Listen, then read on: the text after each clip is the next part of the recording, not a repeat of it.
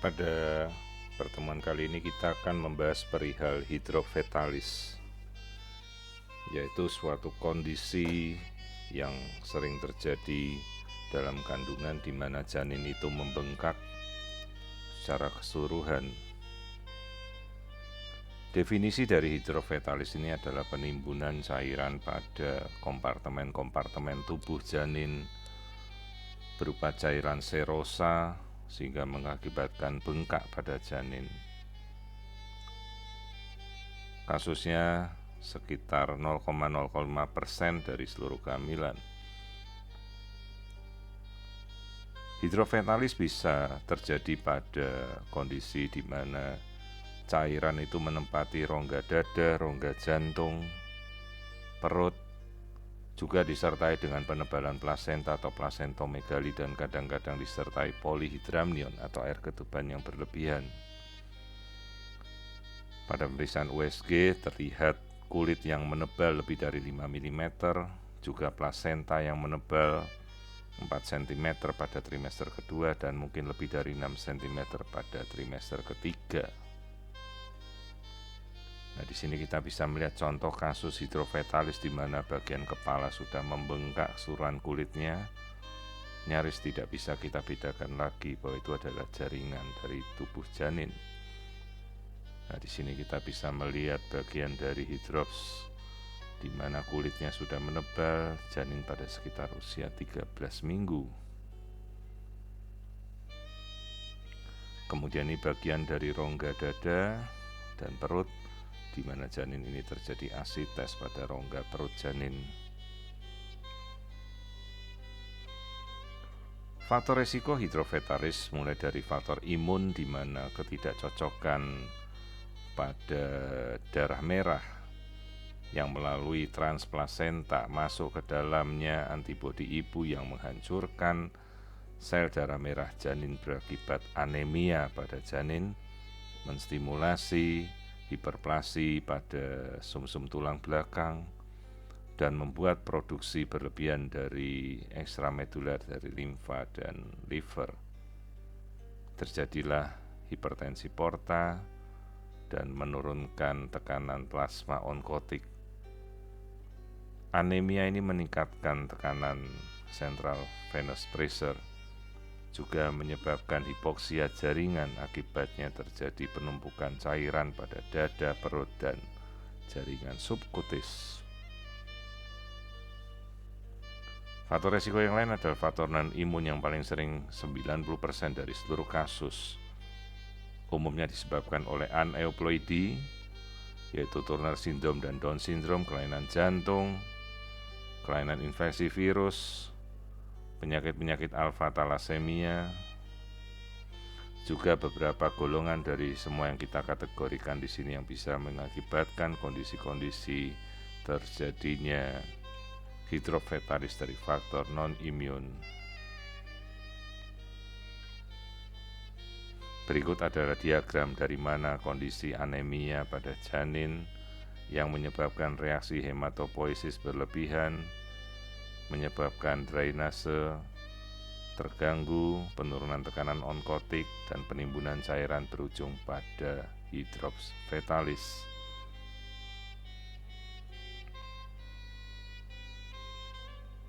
Prognosisnya tergantung pada usia gestasi, kapan dia akan dilahirkan, bagaimana tingkat keparahan dari bengkaknya. Prognosisnya semakin jelek apabila disertai dengan kelainan kromosom dan kelainan struktural.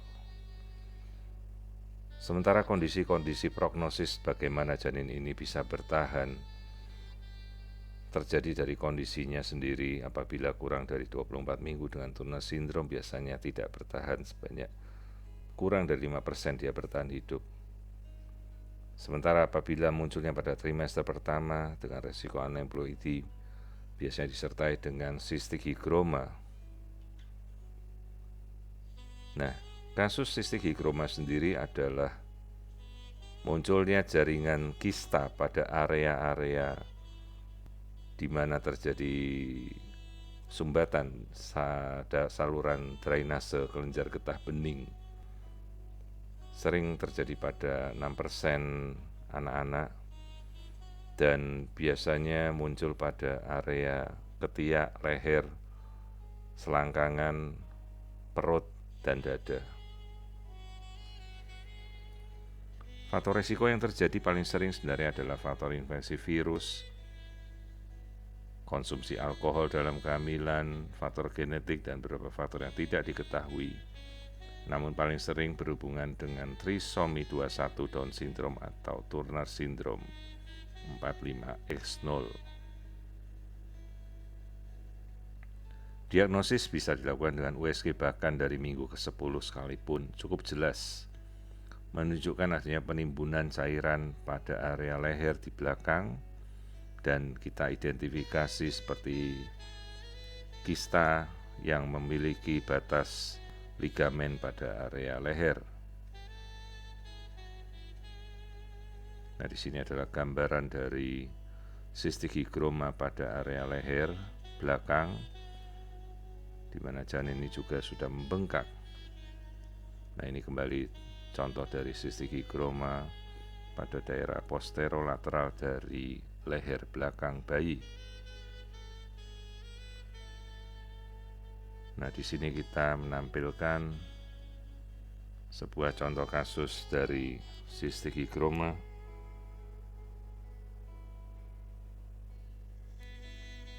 Disertai dengan hydrops fetalis. Seluruh jaringan terlihat membengkak, sementara bagian lehernya tampak ada kista pada bagian leher yang dinamakan cystic hygroma.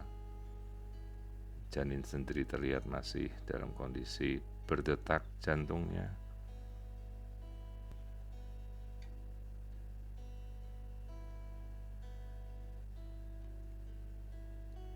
Sementara bagian dada dan perut sudah membengkak keseluruhan. Air ketuban sama sekali sudah habis karena diserap oleh bayi yang membengkak ini.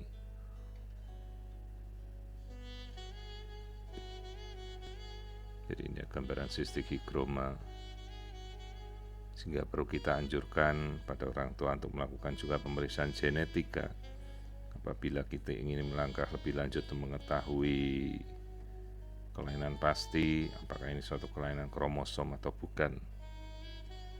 Juga kemudian kita lakukan pemeriksaan infeksi virus, TORCH, juga untuk mencocokkan apabila si ibu memiliki kelainan seperti thalassemia.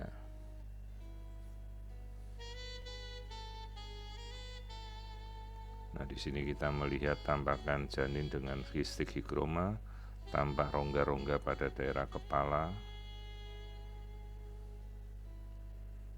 tepat di belakang leher.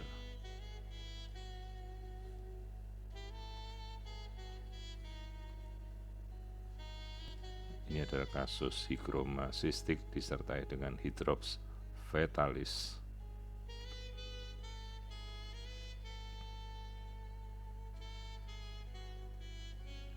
Prognosisnya sendiri semakin memburuk apabila disertai dengan kromosomal abnormality, hydrops dengan bagian leher yang membengkak lebih dari 6 mm bersepta.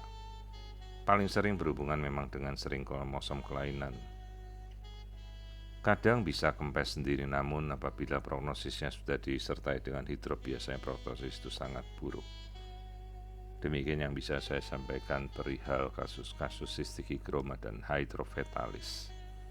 Terima kasih.